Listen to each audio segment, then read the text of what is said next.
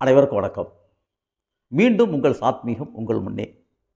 அப்புறம் பாருங்க, ஒரே ஊரில் ஒரே தெருவில் பக்கத்து பக்கத்து வீட்டில் 2 பேரும் வாழ்ந்துக்கிட்டு இருக்காங்க. இவர் பேர் சடகோபன். பேராசிரியராக இருந்து ஓய்வு பெற்றுட்டார். பக்கத்தில் இருப்பவர் சுந்தரமூர்த்தின்னு ஒருத்தர். 2 பேரும் பக்கத்து வீட்டில் இருக்காங்களே தவிர ஒருத்தருக்கு ஒருத்தர் பேசிக்கிட்டதும் கிடையாது, அறிமுகப்படுத்துறதும் கிடையாது. இப்படியே போயிட்டுருக்குங்க. இப்போ சுந்தரமூர்த்தி என்ன செய்கிறார், ஒரு நாள் 3 வருஷமாக இருந்துக்கிட்டு இருக்கோம், பக்கத்து வீட்டில் இருக்கிற யாருங்களே தெரியாமல் இருந்துக்கிட்டு இருக்கமே அப்படின்னு சொல்லிட்டு ஒரு எண்ணம் வந்து அவர் வீட்டுக்கு வராருங்க. அவர் வீட்டு வாசலில் நேம் போட்டிருக்குங்கள, சடகோபன் பேராசிரியர் ஓய்வு அப்படின்னு போட்ட நேம் போர்டு கீழே சாஞ்ச மாதிரி இருக்குது. உடனே அதை நிமித்தி வச்சுட்டு உள்ளே வர்றாரு. அவர் உட்காந்து எதுவும் எழுதிக்கிட்டு இருக்காரு. இவர் நிமிந்து கூட பார்க்கல. வந்தவொடனே, சார் வணக்கம் சார் அப்படின்னு சொல்கிறாரு. நிமிந்து பார்த்துட்டு, வணக்கம், என்ன அப்படின்றாரு. அமைதியான முறையில் பொறுமையாக நிதான வார்த்தையில் பேசுகிறார். வந்தவருக்கு கொஞ்சம் பேசுறதுக்கு யோசனையாக போயிட்டு, எப்படி பேசுவார் என்னன்னே தெரியல. அதனால் சார் எனக்கு தெரியுதுங்களான்னு. என்ன தெரியல, என்னன்னு சொல்லுங்கள் அப்படின்றாரு.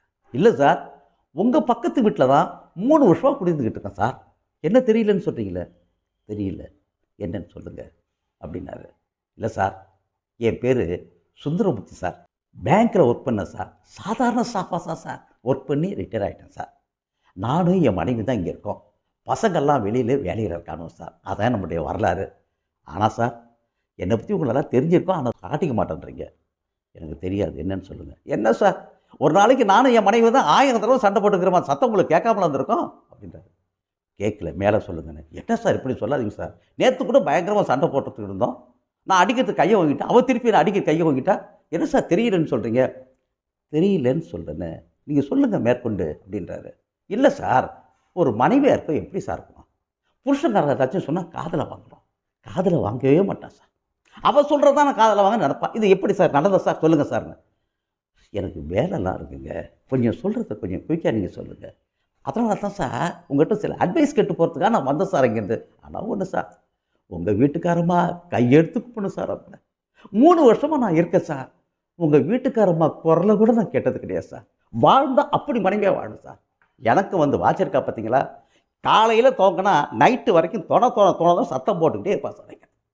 எங்கே போய் சொல்கிறது சார் இங்கே சார். அதை விட சார் இன்னொன்று சொல்கிறேன் சார், நேற்று சார் ஒன்றுமே இல்லாத விஷயத்துக்கு சார், இந்த பாருங்க, இப்படி நீங்கள் தொடர்ந்து பேசிக்கிட்டு இருந்தீங்க, புருஷன் கூட பார்க்க போனால் மூஞ்சியில் அரைஞ்சிடுவேன்னு சொல்கிறா சார். சார் எப்படி இப்படி வார்த்தை சார், அப்படி சொல்லாமல் சார், கையை ஊங்கிட்டா சார், நான் கொஞ்சம் நவரில்னு வச்சிங்களேன், இந்த வலது கண்ணா இருக்குது பார்த்தீங்கன்னா, பிச்சுக்கிட்டு அந்த போய் விழுந்திருக்கோம் சார், தப்பிச்சு சார். அப்படி இருக்க ஏன் சார், இதை நான் ஒன்று கேட்குறேன், போச்சுக்காதீங்க சார். ஒரு புருஷனை பொண்டாட்டிக்காரி வாய் வலிக்காமல் ஏசிட்டு கண்டத்தில் அறையிறன்னு சொல்லாமா சார், தயவுப்படி சொல்லாங்க சார். அதுமாரி பேசலாமா, சொல்லாமா சார், அதுமாரி சொல்லுங்கள் சார். என்ன சொல்கிறீங்க என்ன. ஆமாம் சார், ஒரு புருஷன்காரனை ஒரு பொண்டாட்டி வாய்க்கு வந்தபடி பேசிட்டு அடிக்கிறது கையை வாங்கலாமா சார், சொல்லுங்கள் சார். அடிக்கிறது கையை வாங்கலாம், வாய் நிறைய பேசலாம். என்னது, அடிக்கிறது கையை வாங்கலாம், வாய் நிறைய பேசலாமா? என்ன சார் பேசுகிறீங்க நீங்கள்? ஒரு பொண்டாட்டி அடிக்கிறதுக்கு கையை வாங்கலாமா பேசலாம்னு சொல்கிறீங்கன்னு சொல்லுங்க. சரி, என்ன விடுங்க, உங்கள் ஒய்ஃப் இருக்காங்களோ, உங்கள் ஒய்ஃபு உங்களை அடிக்கிறதுக்கு கையை வாங்கி உங்களை பேசுனா நீங்கள் என்ன செய்வீங்க, சொல்லுங்கள் சார் சொல்கிறேன். என் ஒய்ஃபு அடிக்கிறதுக்கு கையை வாங்கி என்ன பேசுனாவா, அழகாக கிட்ட போடுவேன், ஆசையாக நல்லா பேசு என்னை பற்றின்னு அவள் பேசுகிறத ரசிச்சுக்கிட்டு இருப்பேன். அடிக்க கை வந்தால் அடிமா அடியே வாங்கன்னு தான் ஆசையாக இருக்குன்னு என் கண்ணத்தை அவட்ட காட்டுவேன். ஐயோ சிச்சேன்னு முகத்தை திருப்பி அவருக்கு காதல் விடாத மாதிரி சரியான மானங்கட்டு போயிடா இருப்பார் போல இந்த ஆள் அப்படின்னு சொல்லிட்டு, சார் இது இப்படி பேசுகிறீங்களே, உங்களுக்கு நல்லா இருக்கா சார், மனைவி கிட்ட இப்படி போய் இருப்பேன்னு சொல்கிறீங்களே, என்ன சார் வாழ்க்கை பண்ணுறீங்க, என்ன சார் கௌரவம் இது, சொல்கிறத காதல் வாங்க. மனைவி இருக்கும்போது அவள் சொல்கிற ஒன்றையும் ஆசையாக காதல் வாங்க, அடித்தா கூட வாங்கி. அவள் பேசுகிறத அர்த்தம் கண்டுபிடிக்காதீங்க. அவள் பேசுகிறது என்ன இருந்தாலும் திரும்ப திரும்ப கேட்டு ரொம்ப சந்தோஷப்படுங்க. ஆனால் அவள் நம்மளை விட்டு பிரித்து போயிட்டான்னு வச்சுக்கல, காலம் பூரா கண்ணீரை கூட வெளியே கட்ட முடியாம வாழ வேண்டிய சூழல் வந்துடும் அப்படின்னு பேசி முடிக்கிறார் இவர். அவருடைய மனைவி இறந்துட்டாங்க, அவருடைய ஃபோட்டோ மாலை போட்டு அப்படி இருக்குங்க. கேட்டவுடனே அப்போ தான் சுந்தரமூர்த்திக்கு 3 வருஷமாக நம்ம இருக்கோம், அவர் மனைவியோட குரலை கேட்டதில் நினச்சோம், இறந்துருப்பாருன்னு நம்ம நினைக்கவே இல்லையே. இவரை போல ஒரு உன்னதமான மனுஷனை பார்க்கவே முடியாது சார். வணக்கம் சார். மறுபடியும் வந்து அவங்க பார்க்குறேன்னு சொல்லிட்டு அப்படியே தலையை குனிஞ்சுக்கிட்டு அப்படியே போயிட்டாங்க. ஆமாங்க, ஆமாம். இன்றைக்கி சடகோபன் பேராசிரியர் சொன்ன விஷயங்கள் இருக்குது பார்த்தீங்களா, அவர் சுந்தரமூர்த்திக்கு மட்டும் சொல்லிங்க.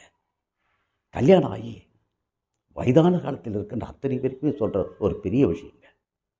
ஆமாங்க, மனைவி இருக்கும்போது சதா அவள் சொல்கிற சின்ன சின்ன வார்த்தைகளாக சண்டை சச்சரவு போட்டு அவள் மனசை நோக வைக்காமல் வாழ்கிறதா மிகப்பெரிய நல்லது. அந்த மனைவியோட இழப்பு ஏற்படும் பொழுதுதான் காலகாலமாக அவளை பற்றி நினைக்கின்ற சூழ்நிலை வரும். மீண்டும் ஒரு கதையில் உங்களை சந்திக்கின்றேன். நன்றி.